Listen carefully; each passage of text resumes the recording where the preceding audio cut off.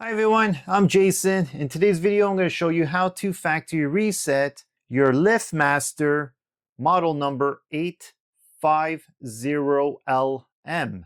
So this unit in front of me, it's got 3 channels. So there's 2 ways of factory resetting this. You could factory reset each channel or factory reset the whole unit.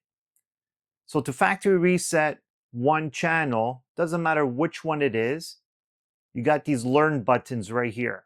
You're going to press and hold it until the light turns on. Do not release it until this light turns off. So let's do one channel reset for now. So I'm going to press and hold. The light's on. I'm just going to continue to hold.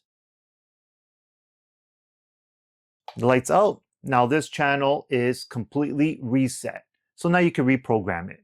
So now if you want to factory reset the whole unit, all 3 channels, you're going to press the first button, the first learn button, and the last learn button. At the same time, you're going to press and hold it for about 5 seconds. So let's do this now.